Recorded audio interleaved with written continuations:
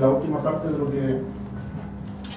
que estamos tratando, ¿no? En Romanos capítulo 4, del verso 21 en adelante, dice: plenamente convencido de que era también poderoso para hacer todo lo que había prometido, por lo cual también su fe le fue contada por justicia. Y no solamente con respecto a él se escribió que le fue contada, sino también con respecto a nosotros, a quienes ha de ser contada, esto es, a los que creemos en el que levantó de los muertos a Jesús, Señor nuestro. ¿Ok? Estos versículos contienen lo que vamos a ver por orden, el último tema acerca de la fe, que son 7 puntos, que vamos a ir por el primero. La primera parte del versículo dice que Abraham estaba plenamente convencido. A esto usted tiene que añadir todo lo que hablamos en la primera y en la segunda clase. Hagamos un resumen, que empezamos hablando de que en la clase anterior, que Abraham pasó un proceso de estar débil en la fe, ser fortalecido en la fe, y la fe, la Biblia dice que es más preciosa que el oro y que es probada. ¿Ya? Lo que vamos a ver ahora es acerca de la justicia de Dios. ¿Por qué Dios nos pide fe? ¿Y a dónde nos lleva este asunto de vivir una vida cristiana sin fe, o una fe que no es probada? El texto nos comienza diciendo que Abraham estuvo plenamente convencido. Hoy día nos encontramos con este asunto de las convicciones, que es un tema que todos los cristianos no parecían estar de acuerdo en muchas de las cosas que se dicen y enseñan. La gente a mí me suele preguntar: pastor, ¿qué es lo que cree su iglesia? Me dicen. Lo primero que yo les digo es que lo que una iglesia cree es totalmente irrelevante. Todas las iglesias tienen diferentes credos o opciones de la escritura. Lo que la Biblia dice es lo importante, ¿ya? Por ejemplo, si usted va a la iglesia mormona, que por hecho se le llama iglesia, pero son sectas, las mormonas, los testigos de Jehová o cualquier tipo de secta, sus credos, sus creencias, por ende sus convicciones, están erradas. Vámonos a las iglesias cristianas o evangélicas, bautistas, Asamblea de Dios, luteranas, calvinistas, anglicanas, metodistas, pentecostales, evangélicas. Todos tenemos un sistema de fe o de credos en las cosas en las cuales estamos convencidos de que son así. Pero independientemente, mis hermanos, de las cosas en las que nosotros estemos o no estemos de acuerdo, hay cosas en la Escritura que van más allá de que si yo estoy de acuerdo o no. Por poner un ejemplo, Cristo va a venir, la gente crea o no crea. Eso no es un asunto de fe. ¿Me entiende? El fin del mundo, del cual toda la gente habla, incluso la gente no cristiana habla del fin del mundo, va a suceder, creamos o no creamos. El sol sale, creamos o no creamos. O sea, la naturaleza tiene un ciclo de funcionamiento, y ese ciclo está puesto por Dios, pero ese ciclo ocurre independientemente de que nosotros creamos o no. Ninguno de los humanos se arrodilla diciendo: Señor, ojalá mañana amanezca, ojalá mañana el sol brille con la misma fuerza, porque estamos plenamente convencidos de que Dios en su naturaleza permite que eso suceda. Ahora, hay cosas que Dios sí nos pide tener convicción plena, como el caso de Abraham. Dice que Abraham estaba plenamente convencido de que Dios era totalmente poderoso para hacer lo que había prometido. Y esa es la piedra en la cual a veces nosotros topamos, de que está esa idea de que Dios no es tan poderoso como dice que es. Usted se ha encontrado con mucha gente que dice: bueno, si Dios fuera Dios, si Dios fuera todopoderoso, ¿por qué no impediría las guerras? Y se pone esa cuestión que desde el punto de vista pastoral no es malo preguntar, no es malo que esa pregunta se haga. Lo malo es cuando la persona se convence de eso, se convence de que Dios realmente no es tan poderoso, y que si fuese Dios no permitiría que eventualmente sucedan en el mundo las cosas que suceden. Primer orden, la violencia, las guerras, las muertes, las injusticias. La gente pregunta y dice: bueno, si Dios fuese Dios, ¿por qué Dios permite que el mundo esté como está? Para no hablar en términos generales, llevándolo al plano personal de cada uno de nosotros, todos tenemos cosas que suceden en nuestra vida que consideramos injustas. que no consideramos que las merecemos. ¿Cuántas veces hemos pensado y hemos dicho, ¿por qué esto me ha sucedido? Yo no lo merezco. O tal vez, no nosotros, pero un caso cercano, cuando vemos que alguien se nos dice, murió el bebé de tal persona, nosotros inmediatamente pensamos, ¿por qué ha ocurrido? ¿Por qué Dios lo ha permitido? E inmediatamente pensamos que Dios, y no se va a confundir con lo que voy a decir, pero inmediatamente pensamos que Dios tiene que ver con todo lo que ocurre en el mundo. Y hay cosas que ocurren que, por supuesto, que Dios en su voluntad las permite, pero Él no las originó. Por ejemplo, los que salen a robar esta noche, porque los ladrones trabajan de noche, aunque algunos son más vivos, trabajan de día hoy día, para hacer hora extra. Pero los ladrones que salen a hacer de las suyas, ¿quién manda a esos ladrones? No los manda Dios. Ellos hacen su rutina, su estilo de vida basado en un corazón malo. Entonces, partiendo de ese razonamiento muy sencillo, nosotros no podemos decir que Dios es responsable de todo lo que ocurre. El problema de conflicto para nosotros es decir, bueno, si Dios es todopoderoso, ¿por qué no lo impide? Y ahí viene otro punto conflictivo, que Dios no interviene en las libertades del ser humano, en su albedrío, o sea, en la forma que el hombre tiene de decidir las cosas. Hay mucha gente que me dice, bueno, pastor, entiendo, Dios es todopoderoso, Dios todo lo puede, Dios todo lo sabe. Entonces, ¿por qué Dios no impide que yo sufra? Que yo mañana eventualmente sufra o yo haga sufrir a alguien. Yo te lo voy a decir bien claro, Dios no va a impedir nada, porque tú eres dueño de tu voluntad. O sea, si tú el día de mañana te paras y vas a hacer el bien o a hacer el mal, Dios, cuando sea el juicio, te va a retribuir de acuerdo a tu conducta. Pero Dios no es responsable de tu conducta. Anoche le explicaba a un hermano lo siguiente, porque él me decía, no estoy muy seguro de mi salvación. Eventualmente me preguntaba, si yo me voy al infierno, ¿voy a ser castigado como todos los demás? Porque yo sé que hay personas que se van al infierno, decía él, que son más malas que yo. Sería injusto que Dios me castigue de la misma manera en que lo van a castigar a él. Y yo le dije, mira, en el cielo hay recompensa. La Biblia lo dice, que recibió una corona de vida. Los últimos serán los primeros y en los pequeños serán los mayores. En el infierno es de la misma manera. No todos van a ser castigados de la misma manera.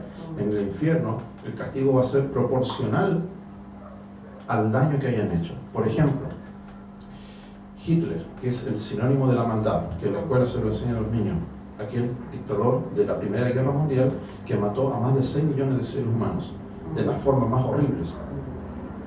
No voy a decir las cosas que hacía Hitler, pero era un hombre muy malvado. Ese hombre se fue de cabeza al infierno, o va a ser enviado al infierno. Pero la Biblia dice que al infierno no solamente van a ir los hombres o mujeres muy malos. Pablo dice que también irán los cobardes, los incrédulos, los ingratos, dice la Biblia. Cosas que son tan... Usted dirá, pero ¿cómo un ingrato Dios me va a mandar al infierno? Bueno, las normativas de Dios no parecían ser las nuestras. Ingratos, que no son de corazón agradecido. Esos son ingratos. Entonces la Biblia dice que los cobardes, por ejemplo, irán al infierno. Una persona que hace un mal que él no considere que sea tan dañino. Si adelantamos la historia, luego vamos a los juicios finales. La Biblia dice que Dios va a aplicar justicia, que es lo que vamos a hablar ahora, y que tenemos que entender qué es la justicia de Dios. La Biblia dice que Dios no puede pasar por alto la injusticia. Por eso Él dice que es un Dios justo. Y dice que somos justificados por la fe, que es el texto que vamos a leer ahora, lo que dice más adelante el libro del profeta Habacuc y el libro de Romanos, donde dice el justo vivirá por la fe. Cuando dice justo no se refiere que usted diga yo soy justo, yo soy bueno, no, sino que Dios a mí me declara justo. Y me declara justo porque precisamente yo tengo un corazón con fe. Vamos a explicar más adelante lo que es la justicia de Dios, que es importante. Muchos cristianos no entienden esa parte, que Dios es un Dios justo. Y la única forma de satisfacer esa demanda divina que Él nos exige es que nosotros no podemos satisfacerlo humanamente. ¿Quién de nosotros puede pagar su salvación? Ninguno. Ninguno, por muy devoto, por muy solemne, por muy quebrantado que tenga el corazón, puede ofrecerle a Dios un presente por sus propias transgresiones. Es absolutamente imposible. Por eso el texto dice que somos salvos por gracia, mediante la fe. O sea, nosotros no somos salvos por fe, porque mucha gente piensa y dice, es que yo creo y por eso me voy al cielo. No nos vamos por creer, somos salvos por gracia. La gracia es un regalo inmerecido de Dios. Ni usted, ni yo, ni nadie puede hacer algo para obtener el favor de Dios. Dios simplemente lo regala, lo obsequia. Cuando la persona recibe la gracia de Dios, la persona es libre para creer. Y una vez que la persona cree, recién ahí comienza el inicio de la vida cristiana. Estoy haciendo un resumen de la primera y la segunda clase. Cuando la persona empieza su caminar en Cristo, la fe es probada, necesita ser probada. La fe que no es probada no es fe. Y la prueba de la fe se va viendo en los ciclos de la vida. Y es ahí donde el cristiano, muchos no logran pasar esa etapa. Logran pasar tal vez una o dos pruebas de la fe. Y a veces confunden las pruebas que no tienen relación con la fe. Por ejemplo, el apóstol Santiago dice, tened por sumo gozo cuando halléis en diversas pruebas, ¿cierto? Hay pruebas que no tienen relación con la fe. Hay pruebas que son productos de nuestro carácter y nuestro temperamento. Por ejemplo, si yo soy malas pulgas, si yo tengo un mal temperamento, muy probablemente que yo muera con ese carácter, porque soy así. Hay mucha gente que viene y me pide consejería, pastor, ayúdame, quiero cambiar, y lo primero que le digo, mira nene, tú no vas a cambiar. Naciste así y vas a morir así, idiota. Porque a veces la gente piensa que la presencia de Dios te va a cambiar, y la presencia de Dios no te saca tu personalidad. Dios respeta lo que tú eres y tú tienes que aceptarte a ti mismo como eres. Hay mucha gente fingiendo en las iglesias. Hay mucha gente que no se muestra como es, porque tiene temor y tiene miedo. Usted tiene que ser como es, porque Dios ya te conoce. Y a veces la bendición de Dios no viene sobre tu vida, precisamente ¿por qué? Porque la persona sabe que Dios lo conoce, pero la persona, para sentirse aceptada en su entorno, muestra algo que no es. Por ejemplo, el caso de Jacob y Esaú es el más trágico. ¿Cómo obtiene la bendición Jacob? Con engaño. Con engaño. ¿Era una bendición válida? No. No, por eso le sobrevino tanta penuria después. ¿Entiendo, no? Pero ¿por qué él? Porque el engaño, ¿en qué se denota? En que él engañó a su padre para tener una bendición. Si él se hubiese mostrado como era, las cosas hubiesen sido diferentes. Entonces, a veces mucha gente me dice, pastor, yo quiero cambiar, quiero ser más alegre, quiero ser más esto, lo otro. Y sienten esa presión de cambiar porque alguien en la familia o en la iglesia o él mismo se siente mal consigo mismo. Aquí hago un paréntesis. La Biblia dice que debemos amar al prójimo como a quién. ¿Cómo a? ¿Qué dice el texto? Como a nosotros mismos. Y hay gente que quiere y sabe que su deber es amar al prójimo, pero no se ama a sí mismo. Entonces, la clave es, primero, amarse a sí mismo. Amarse a sí mismo no es que usted se tire besos en el espejo, ¿cierto? Y diga cuán lindo soy, cuán hermoso soy. No, amarse a sí mismo es, primero, aceptarse físicamente. Yo cuando enseño consejería de este tipo de cosas a hombre y mujer, y no importa la edad, siempre es una consejería personal. Pero para que ninguno de ustedes se sienta identificado, voy a hacer un día que aquí yo tengo una persona que me está pidiendo consejería y ustedes están viendo. Cuando yo consejería con una persona, la siento en un lugar. Y muchos de los problemas espirituales se esconden tras este cascarón. Yo he conversado con mujeres de 70 años que se sienten solas, a pesar de tener entorno, familiar y amigos, pero se sienten solas, se sienten pasadas a llevar solamente por su apariencia. Y usted diría, bueno, esa cuestión es irrelevante, no tiene... Sí, tiene mucha importancia, porque nosotros los cristianos, los evangélicos, los que creemos en Dios, los que estamos en el camino de la fe, martes, jueves, sábado y domingo, se nos bombardea de los púlpitos con palabras de Dios, con textos como el siguiente: tu cuerpo es el templo del Espíritu Santo. Tu cuerpo se refiere al cuerpo biológico. Nosotros en el cuerpo biológico tenemos enfermedades, cargamos preocupaciones, lo vestimos, lo alimentamos. Y resulta que es aquí donde sentimos la presencia de Dios, pero también este es el cuerpo que recibe muchas veces durante el día cosas más malas que buenas. Yo no le invito a hacer esta prueba, pero si usted quiere ver hasta cuánto resiste su cuerpo y se carga de cosas malas, váyase mañana a visitar a personas que usted no quiere ver, porque todos tenemos personas que no queremos ver. Yo también tengo muchas personas que no quiero ver, tengo mi lista negra. A ellos no los quiero ver, ¿Por qué no los quiero ver? Pero pastor, ¿por qué? Porque esas personas me quitan la bendición. Porque esas personas hablan mal de mí. Porque esas personas me han difamado, me han calumniado, me han humillado. Yo no las quiero ver. Tengo paz en mi corazón y lo perdón, pero no las quiero ver. No por tener fe en mi corazón voy a tirarme a los brazos de ellos, porque ellos me han dañado. Pero si yo hiciese la prueba el día de mañana y me voy a donde ellos y los escucho y ellos me cargan y me ensucian, es como el ejemplo que yo siempre pongo. Tú tienes tu perrito, tu mascota, lo bañas, lo aseas, lo perfumas, le pones el collar, sale a la calle, llega al otro día lleno de pulga y garrapata. Entonces lo mismo, tu vida espiritual se contamina cerca de personas que ensucian tus vestidos, tus vestiduras.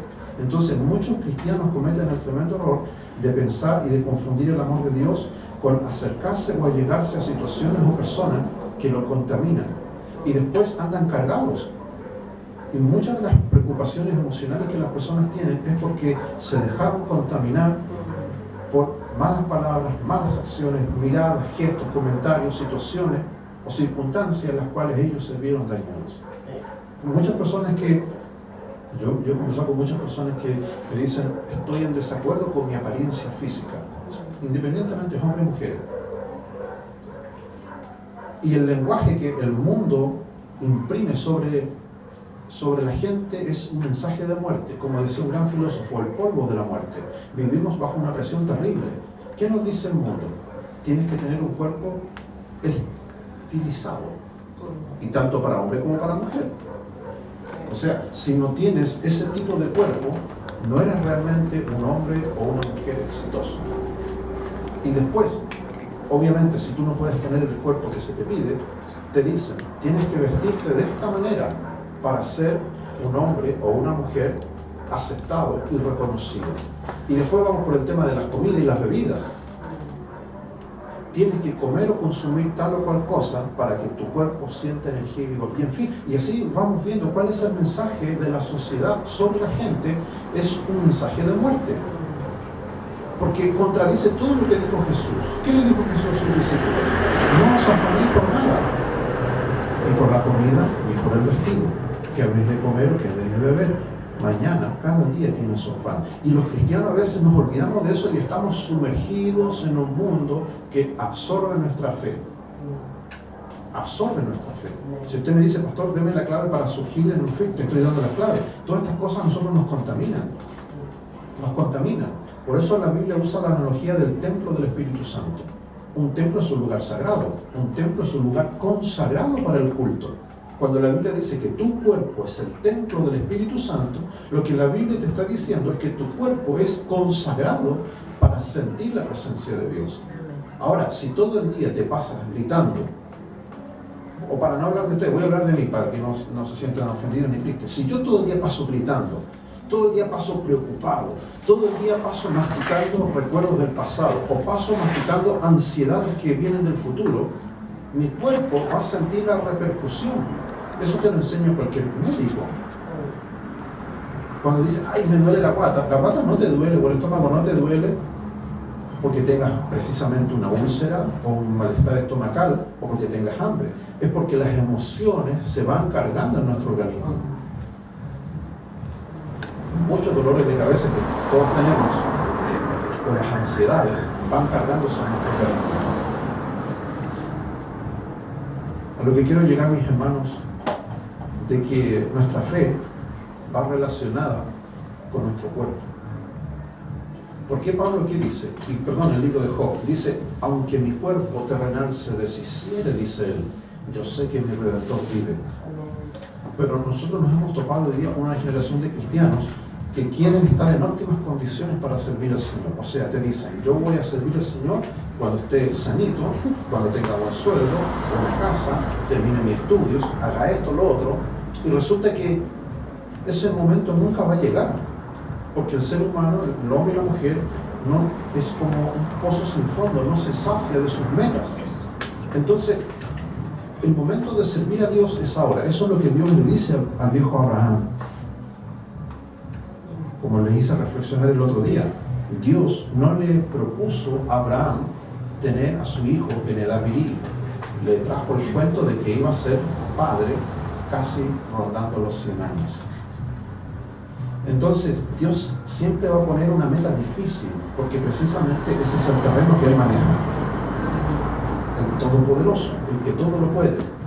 Y ahora yo quiero que medites y reflexiones en esto. Cada vez que tú te pares aquí en el altar, o en tu casa ores y digas que Dios es todopoderoso, Dios te va a cobrar la palabra. Porque tú dices, tú le reconoces a Él como el que todo lo puede. Eso significa todopoderoso. Entonces Dios te va a llevar a vivir experiencias donde tú puedas vivenciar eso y experimentar que realmente Dios es todopoderoso. Ahora, aquí viene un juego de mente, porque nosotros interpretamos que todopoderoso necesariamente tiene que salir todo bien, todo favorable para nosotros. Pero cuando la Biblia dice que Él es todopoderoso, se refiere precisamente a que las cosas Él hace como Él quiere, no como nosotros queremos. Por ejemplo, cuando Dios trata con Faraón, las 10 plagas terribles que se muestran en el libro del Éxodo, obviamente no eran una bendición para nadie. Para un país que fue devastado, plaga de ranas, plaga de úlceras, plaga de tinieblas, plaga de moscas, de tábanos, la sangre, en fin. Dios aún así mostró todo su poder sobre la naturaleza y sobre los elementos que estaban allí. Entonces, hoy día nosotros tenemos que entender, mi hermano, que si nosotros permitiésemos que Dios mostrara todo su poder en nuestras oraciones, veríamos respuestas increíbles. El otro día una persona me decía, pastor, en mi trabajo siento mucha presión. Mi jefe me oprime, esto, lo otro. Yo le dije, hermana, ora que Dios muestre su poder. Dios es tu vengador. Porque a veces nosotros como hijos de Dios sufrimos situaciones injustas, en el aspecto familiar, en el aspecto laboral, en todos los sentidos. Y tenemos esa tentación de querer vengarnos nosotros mismos. Por eso la Escritura dice, no venguéis, dejad lugar a la ira de Dios.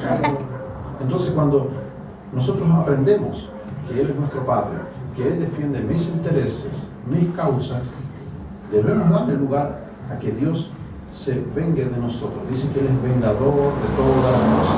Ahora, cuando una persona empieza a desarrollar la fe en Cristo, empieza a desarrollar una confianza en Él. Sí, porque usted diga, bueno, las enseñanzas de estas 3 clases no me queda claro, me confundo. Mira, la fe es simplemente confiar en Dios, confiar en lo que Él determine para ti. Yo siempre a los hermanos les digo este dicho, lo que Dios determine siempre va a ser mejor de lo que tú quieres para ti mismo. Amén. Ahora, lo que Dios determine no necesariamente va a ser algo que a ti te guste o que a mí me guste, pero siempre va a ser lo mejor. Amén. ¿Por qué? Porque Dios está en una situación de privilegio. Yo siempre a los hermanos les pongo este ejemplo. Dios está acá arriba en su trono. Dios ve el pasado tuyo, ve tu presente y también ve tu futuro. Y además de eso, ve la realidad alterna de cualquiera de ellas. Tú muchas veces dijiste, hoy me hubiese gustado haber hecho otra cosa atrás, retroceder el tiempo. ¿Qué fue retroceder el tiempo y haber visto cuáles eran las futuras situaciones que tú ibas a vivir si tomabas otras decisiones? Dios conoce tu presente y conoce tu futuro. Y cualquier decisión alterna que tomes que afecte cualquier situación. Entonces, tú teniendo este pensamiento en mente, tú puedes orar tranquilo en tu corazón y decirle, gracias Señor. Vamos a ir a la parte del texto para avanzar. Romanos capítulo 4 leemos. El versículo 21 dice que Abraham estaba plenamente convencido de que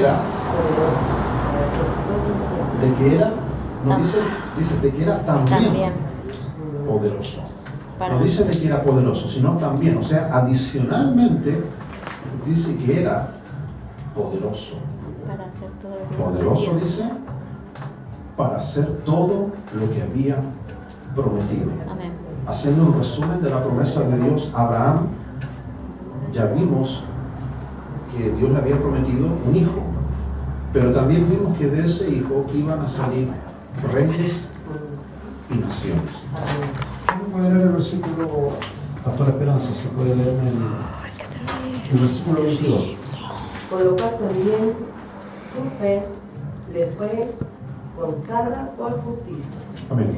Dice que la fe de Abraham le fue contada por justicia.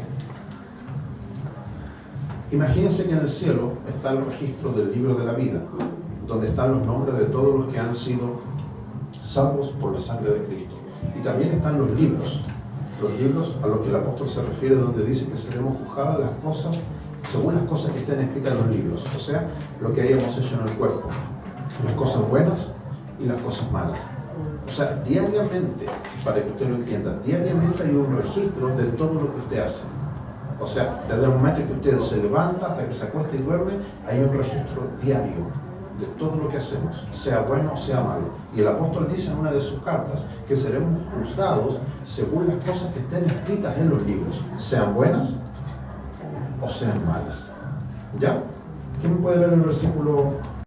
Les hablé de que está el registro del libro de la vida y el registro de los libros donde están escritas todas las cosas que hemos hecho. Esa doctrina es importante que nosotros la entendamos y la estudiemos, porque hoy día hay gente que actúa como que si Dios no tuviese en cuenta lo que hacemos. La gente dice, bueno, ¿y dónde está Dios? Dios no ve lo que sucede. Sí, Dios ve lo que sucede. A la gente le incomoda, muchos dicen que Dios sea pasivo, que Dios no actúe. Dios va a actuar cuando Él lo tiene determinado en las Escrituras, en el juicio final. Toda la gente sabe, aún la gente que no es cristiana sabe que es inminente el juicio final. En el juicio final Dios va a aplicar justicia, de la cual nadie va a poder escapar. Hoy día mucha gente ha logrado irse de este mundo sin que se le haga justicia. ¿Cuánta gente mala? Ladrones, criminales, asesinos, nunca se los pilla. ¿Cuántos de estos políticos y gente que lleva una vida totalmente a sus anchas pasan por esta vida como el mismo rico que atormentó a Lázaro? Este hombre rico, según la parábola de Cristo, este hombre rico vivía, pero todos los días en banquetes, dice la Escritura, y era indolente, era cruel. Y Lázaro dice que comía de las migajas. El texto es claro porque dice que este hombre rico jamás, ni siquiera le dieron sándwich a Lázaro. Además, Lázaro estaba enfermo. La Biblia dice que Lázaro tenía tantas llagas en su cuerpo y ningún pariente, ningún vecino y menos un amigo o empleado de este rico le fue a ayudar, ni siquiera un pastorito.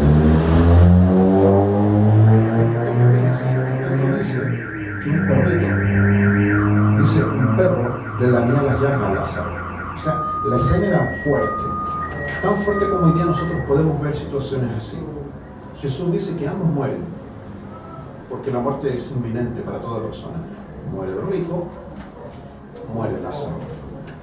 Lázaro dice que va al seno de Abraham, que no es el cielo, sino es el lugar de descanso, es como la antesala del cielo. Y muere el rico y va al lugar de tormento. No es el infierno, el lugar de tormento es también la antesala del infierno. El tema es, siempre hablamos de los tormentos del rico, pero el texto dice algo muy claro. Ahí interviene el padre Abraham, porque el rico clama y ve a Abraham de lejos y le dice, padre Abraham, dice, tengo mucha sed, estoy siendo atormentado en esta llama que nunca se apaga. Manda a Lázaro, dice, que unte siquiera la punta de su dedo en la punta de mi lengua. Y Abraham se lo niega, le dice, no, tú en tu vida tuviste bienes, placeres, viviste como quisiste. Ahora este hombre en la tierra fue atormentado, ahora él es recompensado y tú tienes lo que te mereces. Lo de ese texto, aparte de hablar del infierno o de los tormentos y todo ese tipo de cosas, lo que Jesús estaba intentando decir a la gente es que Dios ve todo lo que ocurre en el mundo, todos los detalles. Él no va a dejar pasar por alto nada. Él se fijó en ese detalle que hasta ese perrito le lamía las llagas a Lázaro. O sea, no hay ninguna actitud que el ser humano pueda decir, no, es que Dios no la ve, Dios no lo va a tomar en cuenta. Todos los detalles. Por eso el texto dice que seremos juzgados según las cosas que estén en los libros. Ahora, el apóstol Pablo, en la capítulo 4, en el verso 22 que leyó la pastora, dice que la fe de Abraham le fue contada por justicia. Contada quiere decir que también la fe entró en un registro. Hay un registro aparte de cómo va la fe de cada uno de nosotros. De aquí quiero entrar en este detalle.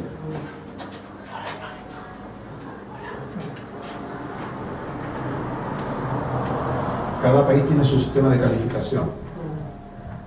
puede ser el 7, en otros países el 10, en otros países usa el 5, pero me gusta el 7. Aquí está donde dice la Biblia que a Abraham le fue contada por justicia. Contada se refiere a contabilidad, de llevar un registro. Aquí está la hoja de vida de Abraham, puede estar la tuya también. Vamos a poner aquí el nombre hipotético de alguien. Vamos a poner Pastor Mario, que no está. ¿Ya? Esa es la hoja de vida del Pastor Mario, de su fe, desde el momento en que empezó a creer en Cristo. Porque Dios no te va a imputar antes de eso. Tus pecados ya fueron perdonados y todo lo que ocurre para atrás queda en el olvido. Eso no hay problema. Pero del primer momento en que tú te conviertes, empieza tu inicio de fe. La fe se aplica para toda área de nuestra vida. Para toda área de la vida. No, usted no puede decir que usted tiene fe para algunas situaciones y para otras no. Jesús en el Padre Nuestro nos habló sobre el pan, ¿cierto? ¿Qué dice? Danos hoy, ¿qué dice? El pan. Partamos por eso. El pan es el símbolo universal del sustento. Eso es el pan, ¿cierto? El pan no se refiere al pan no, se refiere al pan, al sustento. El pan es el símbolo del sustento universal de la persona. El alimento, el sustento. Porque si no comemos, estamos en problemas, ¿cierto? Ya, el pan.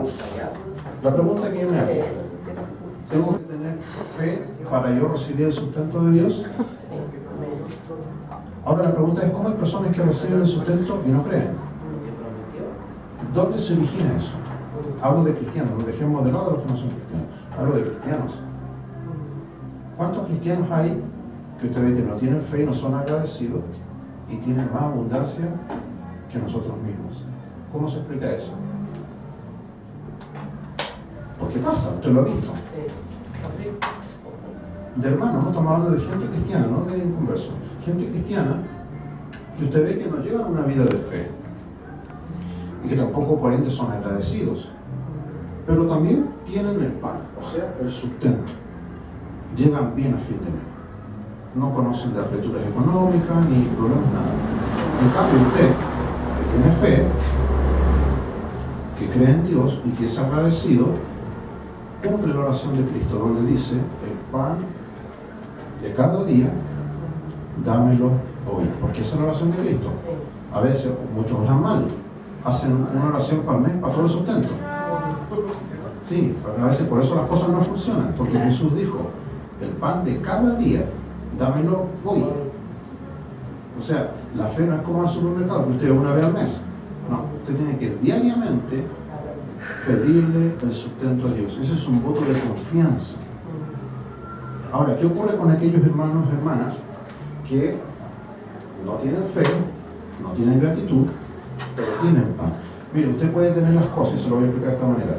Puede obtener las cosas o salirse con la suya, o me refiero a ustedes en los cristianos en general, sin depender de Dios, pero los resultados finales son desastrosos. ¿Por qué? Porque al final usted por la suya, por su esfuerzo personal, va a tener lo que usted quiere, pero no lo que Dios quiere dar, que es diferente. Porque esta cuestión del pan es una señal simbólica de la cuestión material, pero eso, si no tiene la fe o la bendición de Dios, va desprovisto de paz, de armonía, de quietud. Por eso el proverbio dice, es mejor comer legumbres y tener paz en el hogar, donde hay buey engordado y hay peleas y toda obra perversa. Entonces, cuando nosotros vemos este ejemplo del pan solamente, tenemos dos opciones. Que Dios me lo dé y Él me va a dar lo que yo necesito, no lo que quiero. Y cuando Él me da lo que yo quiero, cuando Él me da lo que yo necesito, le añade paz y bendición.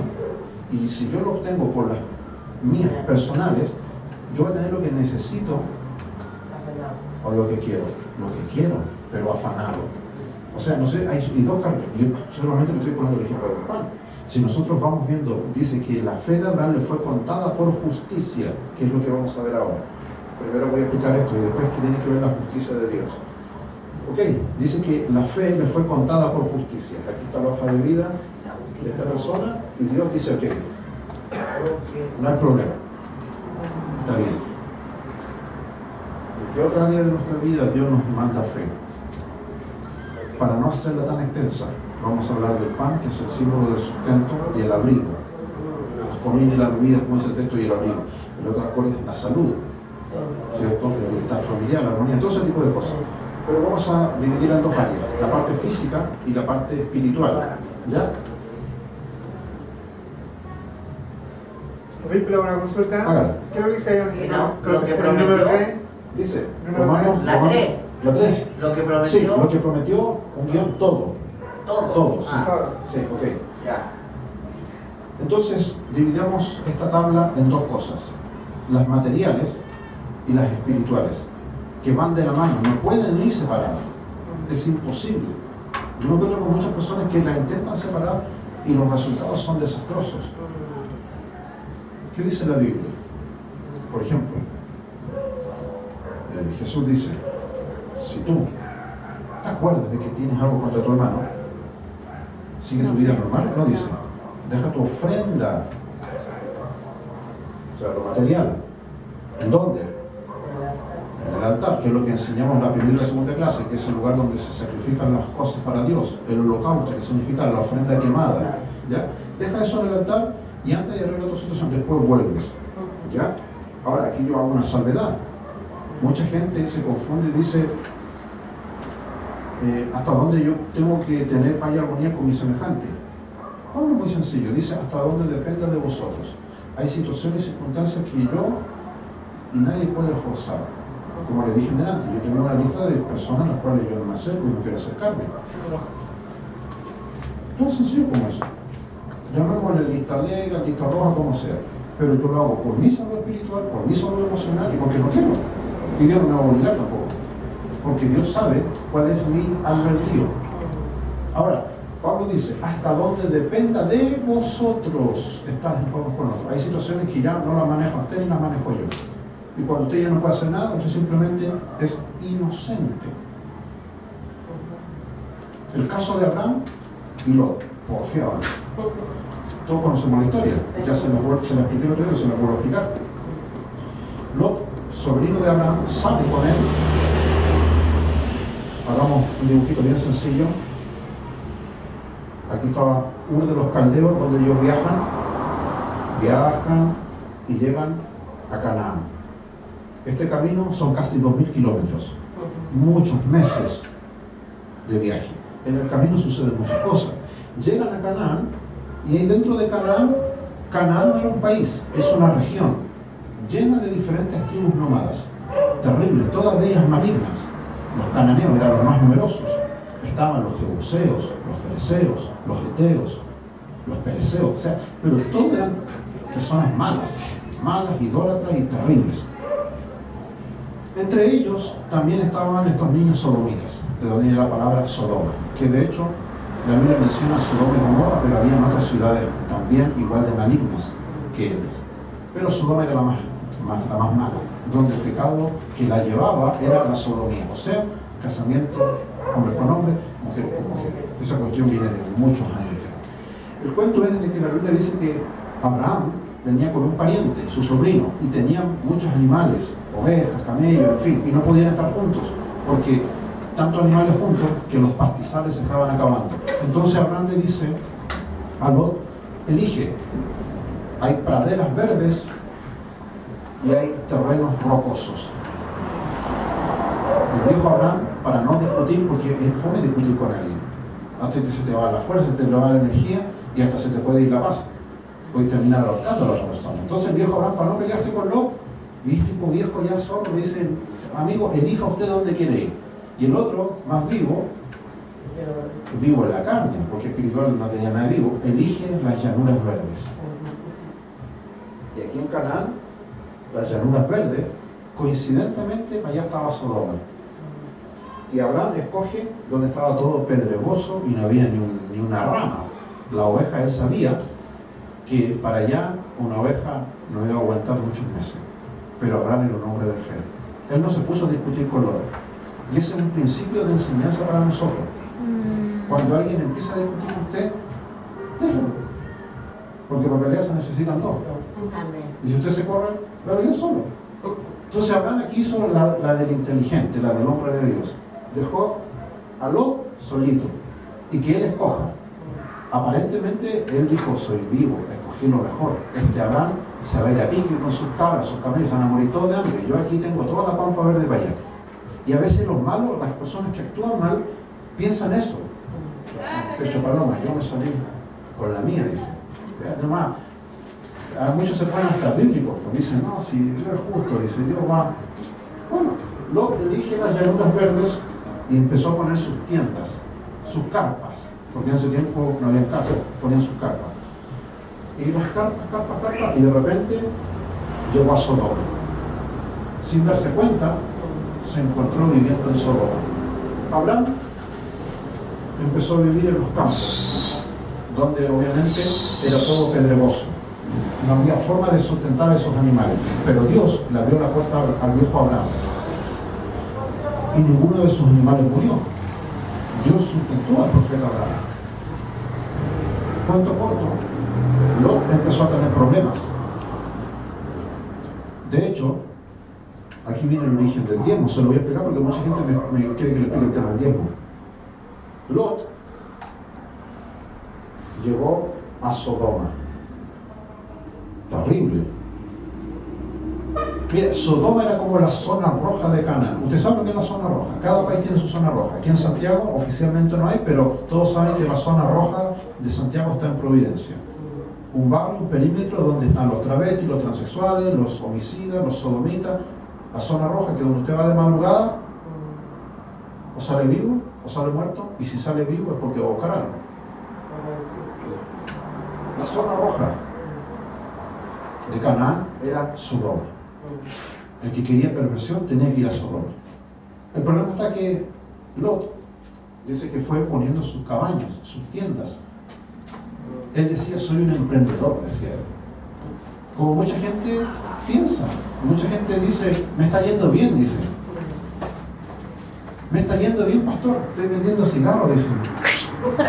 Dice, a mí me ha pasado, yo me he encontrado con hermanas caraduras así. No son ustedes, son del sur, yo pastoreo muchas zonas. Me está yendo bien, pastor, vendiendo pucho. No, pues hermana, esa es una tontera, pero hay gente que piensa mal. Si tú quieres que te vaya bien, tienes que hacer las cosas bien, pero las cosas bien están trazadas en las escrituras. Lot dice que fue poniendo sus cabañas, sus tiendas, llegando hasta Sodoma. Sodoma estaba a orilla del Mar Muerto. El Mar Muerto es una zona muy grande, es un mar, no es mar abierto, es como un gran lago. Se le llama Mar Muerto porque ahí no sale nada de vida. De hecho, el Mar Muerto tiene tanta sal que si usted se tira un piquero, flota. Ahí no hay peces, no hay algas, no hay nada. En la orilla tampoco. Entonces, Sodoma era una zona fea para vivir. A mí, aunque me regalasen un chalet, viviría en Providencia, en la zona roja de Santiago. Y creo que usted tampoco. Si aquí dijesen, aquí hay una zona roja, donde están los sodomitas, los transexuales, los travestis, los afeminados, y usted se iría a vivir ahí, nadie se iría a vivir ahí. Por mucha fe que usted tenga y por muy hijo de Dios que diga y que los ángeles del Señor lo protegen. Porque la Biblia dice, el avisado ve el mal y se esconde. Los insensatos son los que se exponen al peligro. Entonces Lot era un insensato, porque llegó a Sodoma y ahí se puso a vivir. Y el entorno de Sodoma era horrible. De hecho, el Mar Muerto no podía ni bañarse, era todo feo, pero para ellos era muy lindo, para los sodomitas, porque ahí ellos gobernaban, hacían lo que querían. Cuento corto, la Biblia dice que Abraham empezó a hacer su vida, empezó a prosperar mucho, dice Abraham. Dios estaba tratando con el profeta. Se entera, le llegan las noticias de que Lot fue secuestrado por estos habitantes. La Biblia dice que Abraham organiza un ejército con sus siervos en rescate a Lot. Por eso Abraham es el hombre que representa al hombre de fe, al hombre de Dios, y Lot representa al pecador, que mete las patas y se va a meter y uno no puede salir de ahí. Lot no iba a poder salir solo, así como la gente que está en el pecado y en la infidelidad no puede salir solo. Alguien tiene que ir a sacarlo de ahí. Lot ya no podía salir. Entonces Abraham organiza un viaje y va hasta ese lugar a rescatar a su sobrino Lot. Y en esa pelea que está descrita en el libro de Génesis, Abraham se enfrenta a 9 reyes. Estos 9 reyes arman una coalición. Se unen entre todos para vencer al viejo profeta Abraham. Pero Abraham, él era el mero guerrero. Él era un viajero buscando la tierra que Dios le prometió. Pero era un hombre que era un hombre de fe, que creía. Y Dios le da la victoria. Vence a estos 9 reyes. 9 más Lot, el porfeo que se fue a vivir a Sodoma, eran 10. Ahí surge el número 10, que ahora usted lo va a entender por qué. Luego de esa derrota de los reyes, Abraham dice que vuelve a su lugar, que era donde él había escogido para estar con todos sus siervos, sus animales, y se encuentra con el famoso personaje que usted lo ha escuchado más de alguna vez, Melquisedec, rey de Salem, que dice que era sacerdote y rey del Dios Altísimo. Misterioso hombre, que es en términos teológicos es una teofanía. Teofanía significa una aparición excepcionalísima de Cristo preencarnado. En muchas ocasiones del Antiguo Testamento aparece. Si usted lee el detalle, para no entrar en la lectura, pero usted lo puede leer en casa, cuando Melquisedec sale a recibir a Abraham, le presenta pan y vino, que es la primera señal de la Santa Cena, del sacrificio expiatorio. Cuando Abraham recibe el pan y el vino, dice que Abraham le entrega el diezmo de todo. ¿De todo qué? Abraham tuvo una guerra. Y el botín de esos 10 reyes, de los 9 reyes, más las pertenencias de Lot, que también tuvo que rescatarlas, de 10. Abraham dice, en gratitud a Dios, voy a darle el 10%. O sea, el 1% de cada uno de ellos, que es la 10ª parte. Y dice el texto textualmente, valga la redundancia, y le dio a Abraham los diezmos de todo, la 10ª parte. Y después de eso vino la bendición. Y bendijo Melquisedec a Abraham por lo que había hecho. Ese es el orden. Mucha gente dice, pastor, quiero que Dios me bendiga. Y piensan que hincando la rodilla Dios lo va a decir. No. Hay que hacer las cosas como Dios las pide. Mucha gente dice, pastor, ¿el diezmo qué es lo que es? Es de la ley, y se ponen muy teólogos, es de la ley. No, digo, el diezmo es adoración. Tú adoras a Dios. ¿Por qué Abraham le entregó el diezmo? Porque esa victoria fue gracias a Dios. Si Dios no lo hubiese ayudado, estos hombres se comen a Lot. Si usted ve el texto, cuando Dios envía ángeles a Sodoma, estos hombres querían violar a los ángeles. No tenían más que hacer el mal en su corazón. Entonces Dios le da la victoria al profeta Abraham. Entonces, cuando Dios te saca de un problema, ¿qué es lo que tienes que hacer tú? Porque Abraham fue sacado de un problema. Él simplemente hizo lo que había en su corazón, que era tener un corazón de adorador. Cuando una persona tiene fe en su corazón, porque Abraham creía que Dios era un Dios libertador, ¿cierto? En hebreo es Jehová Nisi, Él es mi estandarte, Él es mi bandera, ¿cierto? Cuando tú crees que Él es tu libertador, que Él pelea tu batalla por ti, ¿cierto? Eso te lleva a ti a ser un adorador en todo orden de cosas. Abraham no solamente edificaba altares en la adoración a Dios, sino que aquí este es el origen del diezmo. Y el diezmo fue instituido 400 años antes de la ley. Después, casi 500 años, llega Moisés al monte Sinaí y recibe las tablas de la ley, que no eran 10 mandamientos. Los 10 mandamientos eran el resumen de 613 mandamientos. Eso a veces pasa por no estudiar la Biblia, pero son 613 mandamientos los que recibió el pueblo de Israel en el Sinaí. Los 10 eran lo más importante, eran como los capítulos que se subdividían en muchos más. Y entre ellos estaba el darle a Dios el 10%. Ahora hay mucha gente que yo lo explico todo. Si tú pensabas que Dios te pide el 10% solamente de tu ingreso, no te equivocas. Dios te pide el 10% de tu día también. El día tiene 24 horas, bueno, 2 horas 40 minutos son del Señor. Yo te diré, ¿en qué la ocupo? Bueno, así como estás metido en el celular, en la tele, con el vecino, haciendo esto, lo otro, bueno, en 2 horas 40 minutos tienes que saber sacarlos de tu día en oración, en lectura, en meditación, en reflexión, en humillación, en confesión, en adoración, lo que sea, pero 2 horas 40 minutos de tu día le pertenecen al Señor. ¿O haciendo el bien también? ¿Cómo? ¿Haciendo el bien? No, aquí no me refiero a hacer bien, sino Las 2 horas 40. 2 horas 40 minutos. Sí, a eso me refiero, sí, ahora no entendí, disculpe. En 2 horas 40 minutos dedicadas al Señor. Si el mes tiene 31 días, 3 días de infracción le pertenecen al Señor. Ahora, la Biblia dice que Abraham le dio a Dios los diezmos de todo. No solamente se refiere al tiempo, sino también a todas las áreas que envuelve tu vida. Yo voy en diferentes iglesias enseñando esto a la gente. Y hay mucha gente que dice, bueno, lo tomo o no lo tomo. Pero la gente que lo toma y lo practica, le dice, pastor, realmente Dios me ha bendecido. Dios me ha protegido. Dios ha librado mis batallas. Ahora, lo que usted tiene que entender, hermano, es que el camino de la fe, como lo vimos recién, usted debe estar plenamente convencido de que Dios es poderoso para hacer todo lo que prometió. Todo lo que Abraham hacía era actuar bajo las promesas de Dios, que era lo que Dios le había prometido.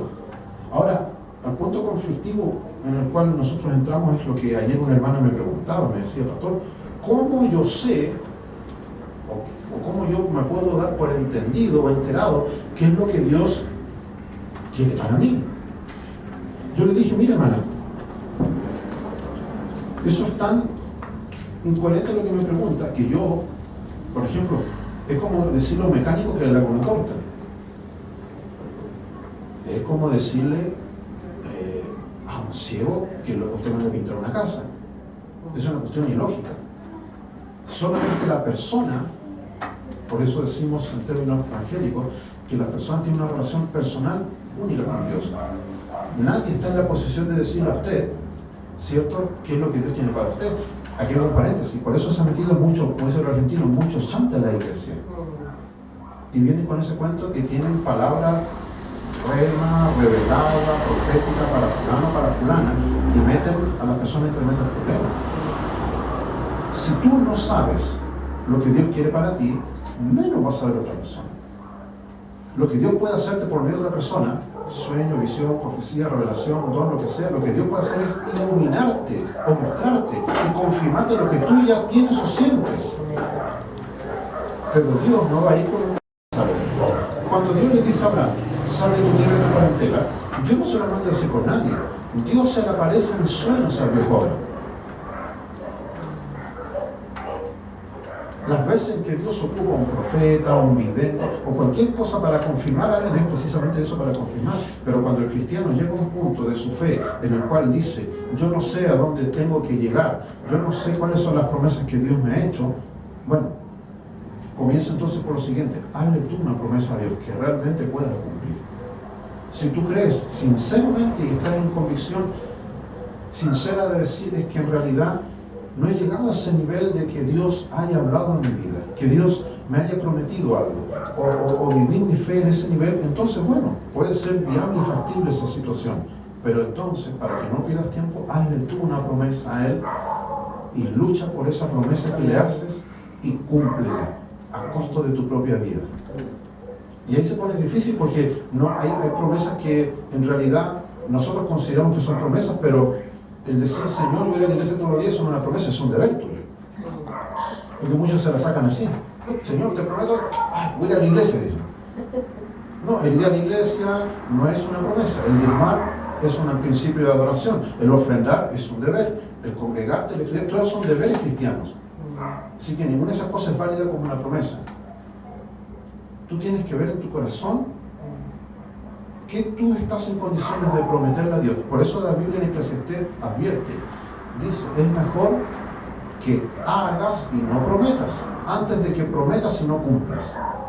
Porque Dios regula. Aquí mira, Dios es un Dios que Él pone las condiciones no las ponemos nosotros. Pero a mucha gente le gusta ellos poner las condiciones. Y las condiciones de Dios están en las Escrituras. La primera de ellas es, si tú quieres ver a Dios, ¿qué es lo que Dios te pide? Sí ¿Qué dice? Sin santidad, ¿qué dice? Nadie verá al Señor. Nadie. Y ese nadie entramos todos los seres humanos. O sea, el requisito para ver a Dios es santidad. La palabra santidad significa vivir apartado para Él. Y eso está en la ley. Y Jesús lo repite en el Sermón del Monte. Bienaventurados los de Limpio corazón. limpio corazón. ¿Por qué? Ellos verán a Dios. Jesús contradijo la ley. Dice lo mismo.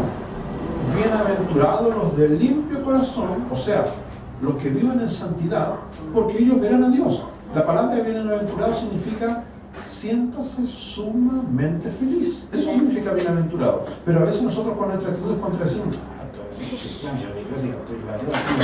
no sienten felicidad de vivir para Dios. No tienen ningún gozo. Ahora, el texto que toma la pastora, y es lo que iba a tocar más adelante, dice ese texto que a veces lo decimos tan rápido que no lo desmenuzamos, no lo degustamos. Decimos el gozo del Señor mi fortaleza es. ¿De qué gozo? ¿De quién es ese gozo que está hablando? No es tu gozo, dice el gozo del Señor. Pero piensa en ese texto. El gozo del Señor. Ese gozo del Señor es tu fortaleza. Pero ¿por qué el Señor tiene gozo? Gozo es alegría.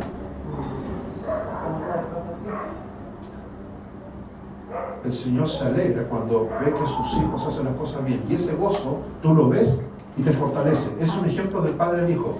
Tú ves cuando tu crío, tu hijo, ¿cierto?, hace las cosas bien. El hijo ve que su papá se siente honrado, orgulloso y feliz. Y el hijo eso lo fortalece en su estado emocional. ¿Cierto? Esa es la relación. Por eso dice, el gozo del Señor es mi fortaleza. El Señor se siente gozoso, alegre, contento, satisfecho cuando ve que sus hijos, como Jesús dijo, vosotros sois mis amigos si hacéis lo que yo os mando. Porque da por hecho que algunos se hacen pasar por amigos de Él, pero no hacen lo que Él manda. En vez de tener currículum de fe, tienen prontuario los niños. Son prófugos. Sí, porque hay que decir las cosas como son. O sea, se hacen pasar por blancas palomas, cuando en realidad Dios dice que el ojo de Dios todo lo ve. Sí, aquí estoy quedando concentrado. Dice que el ojo de Dios todo lo ve. Todo lo escudriña. De hecho, David, porque David también escribe eso, dice, si subiere a los montes, ¿a dónde huiré de tu presencia? No puede nadie esconderse. Bueno, el texto que leyó la pastora, Romanos 4:22, dice que su fe le fue contada por justicia. Hemos añadido a esta lista todas estas cosas que hemos hablado. Y se le contó.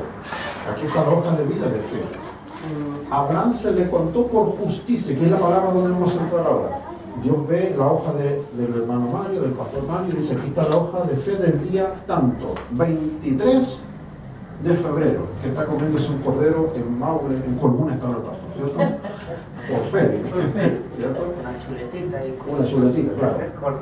Ahí está, la hoja de vida diaria tuya, de tu fe.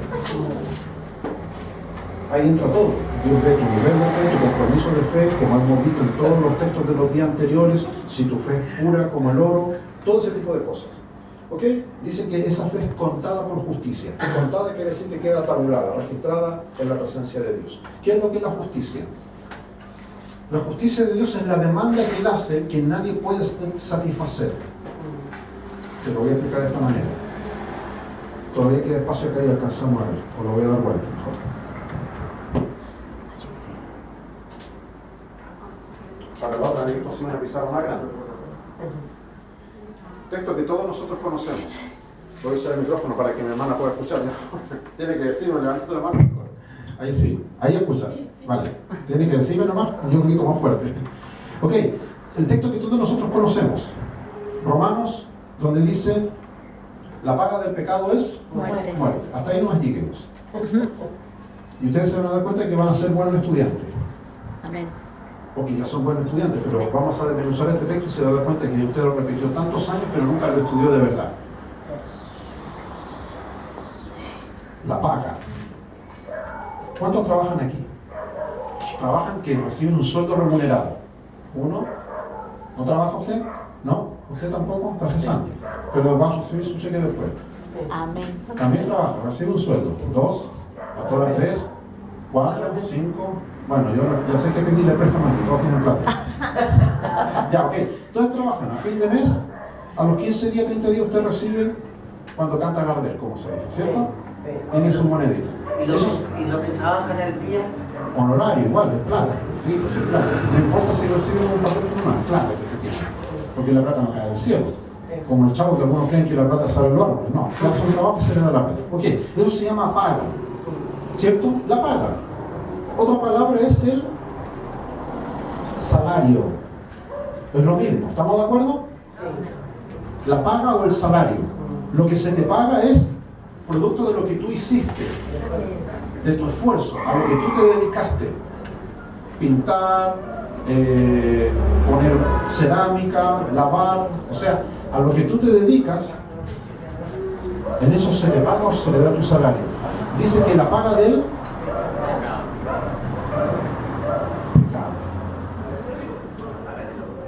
Muerte. El salario a quien peca, ¿cuál es? Muerte.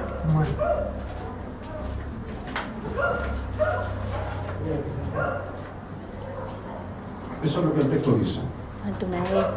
La paga o el salario de quien peca, Muerte dice.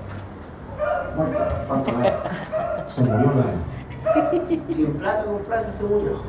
La paga o el salario del pecado es la muerte. Y eso es un dictamen universal de Dios para todo ser humano. Vamos a separar los grupos. Los que nunca han conocido a Dios, que es un nivel de pecado diferente al pecado que comete alguien que conoce a Dios. Es diferente. Los correctos se vienen a refugiar aquí. Cuando usted y yo estábamos lejos de Dios, nunca hemos conocido a Dios y fuimos traídos por primera vez a Cristo, somos considerados nueva criatura o una nueva creación, ¿cierto? Pero usted, a pesar de ser nueva criatura, el cuerpo que le acompaña es con el cual usted nació. La nueva criatura está dentro. Por fuera quisiéramos ser nueva criatura, pero no somos nueva criatura, ¿cierto? No puede haber una nueva criatura externa. Ese cuerpo está condenado a morir, ¿ya? Ahora, cuando una persona que nunca ha conocido a Dios, que nunca ha nacido de nuevo, peca, ¿cierto? Es esclavo del pecado y está condenado a muerte.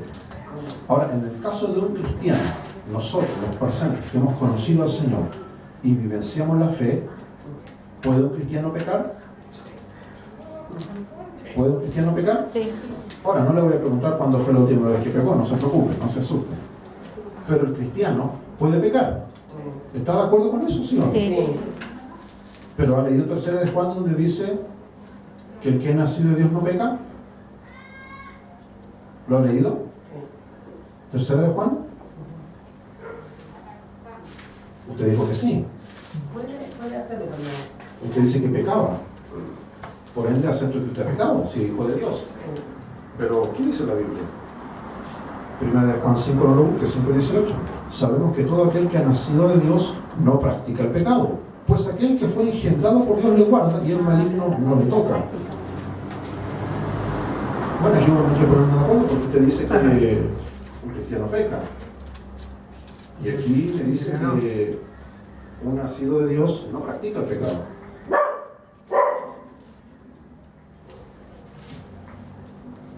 A lo mejor usted no pecó, a lo mejor usted falló, cometió una falta, pero no un pecado. Porque si usted ha pecado, nunca ha nacido de nuevo.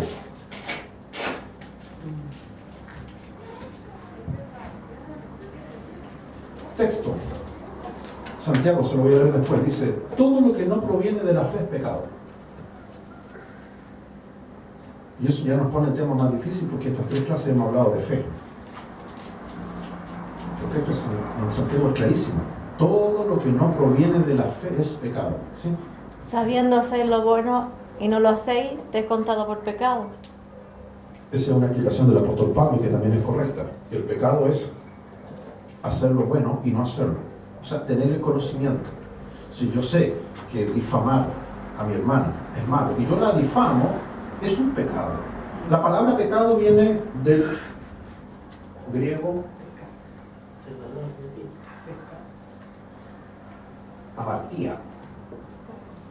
Esa es la palabra para pecado, que viene la doctrina teológica de amartología.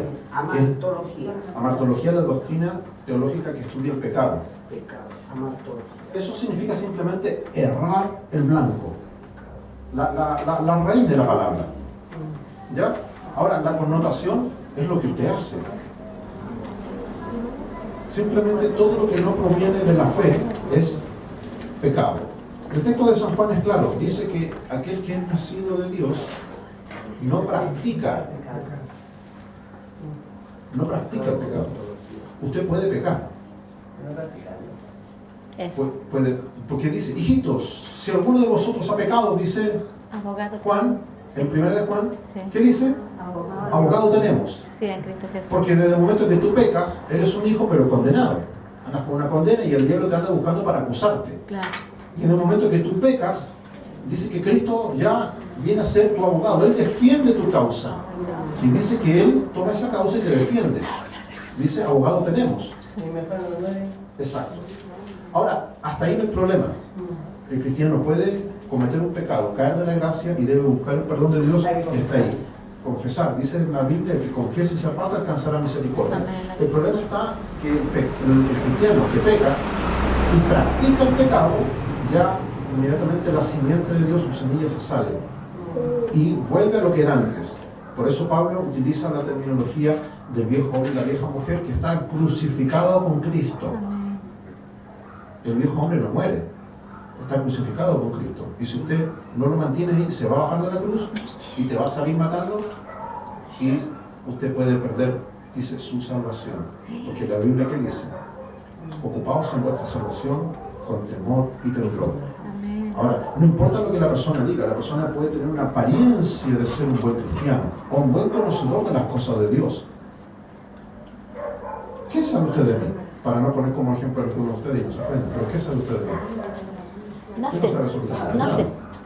Pero ¿cómo usted tasa mi vida espiritual? Por el fruto, la actitud. Se sacó un 7. No hay premio para los alumnos, pero se sacó un 7. El fruto es el determinante. El fruto. El fruto es el resultado. Así que da lo mismo fulana que diga yo soy esto, lo otro, yo hago por esto, lo otro, no, es el fruto. El fruto es determinante. Porque hay personas que dicen y aparentan ser cristianas, pero sus frutos no son de cristianos, son impíos, incircuncisos, filisteos, amorreos, cananeos, como tú quieras llamarlos, pero menos cristianos. Y no hay que tener vergüenza ni nombre en decirse. Tú no eres un cristiano, no eres un hijo de Dios, como conversamos recién en la tarde, que dice la Biblia. Con los que dicen ser cristianos, con los tales, aún ni comáis ni os juntéis. Y las iglesias están llenas de gente que se hacen pasar por cristianos cuando la realidad no son. No tienen ningún problema, pueden sentarse con nosotros ahí, ningún problema. Pero otra cosa es que estén aquí, que es un oficio santo y sagrado, que es la enseñanza y el fiel ejercicio de la predicación de la palabra. Entonces dice que la paga o el salario por pecar es la muerte espiritual. La muerte física ya está decretada para todos nosotros. En el caso de los cristianos, la promesa de la resurrección está basada en la resurrección de Cristo, ¿cierto? Que los pecadores... ¿De carne? ¿Ah? ¿De carne y de espíritu? ¿La resurrección? Por supuesto, por supuesto. Resurrección completa. Los pecadores también van a resucitar, pero ellos van a resucitar para condenación. Vamos a seguir avanzando. Dice que le fue contada por justicia.